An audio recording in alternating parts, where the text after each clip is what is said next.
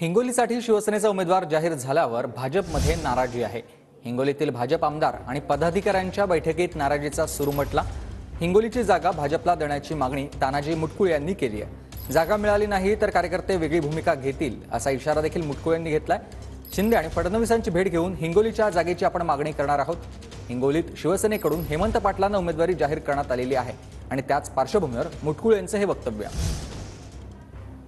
काय सांगाल, शेजारच्या जिल्ह्यामध्ये प्रचार सुरू झाला आणि तुमच्या आढावा बैठका सुरू आहेत? नाही, आज ही बैठक सर्व कार्यकर्ते इथं जमा झाले। सकाळी येणार म्हणून हिंगोली शहराच्या भारतीय जनता पार्टी लोकांनी सांगितलं म्हणून ही बैठक आज इथं आयोजित केली। का तर भारतीय जनता पार्टीला ही जागा द्यावी असा गेल्या 5 वर्षापासूनचा आमचा अट्टाहास होता।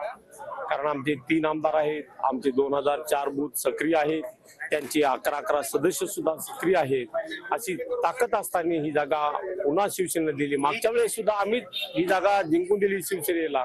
म्हणून आज आमच्या कार्यकर्त्यांची मागणी आहे आणि त्यासाठी आम्ही उद्या फडणवीस साहेबांना परभणीमध्ये भेटणार आहोत। मुख्यमंत्री सुद्धा येणार आहेत, त्यांची भेट घेऊन ही जागा पुन्हा भारतीय जनता पार्टीला द्यावी अशी त्यांना आम्ही विनंती करतो। आता 4 दिवस बाकी आहेत, या 4 दिवसामध्ये काय निर्णय घेणार आहेत तुम्ही आणि भाजपा?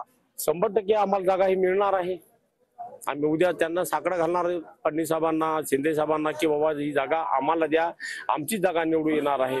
कारण तर शिवसेनेचं कुठलं नेटवर्क नाही, त्यांच्या कार्यकर्त्याचं जाळं नाही, हे आपण सर्वजण जाणतात। त्याचा तालुका अध्यक्ष सुद्धा व्यवस्थित कुठं नाही, त्यांच्या बॉड्या नाही, बूथ प्रमुख नाही, शक्ती केंद्र प्रमुख नाही, बूथवर कोण बसेल अशी परिस्थिती शिवसेनेची आहे। त्यामुळे ही जागा आम्ही जिंकू शकतो असं आमच्या कार्यकर्त्याच्या बोलण्यावर आपण सुद्धा आता बैठकीला होतात, आपण सुद्धा ऐकले सर्व गोष्टी।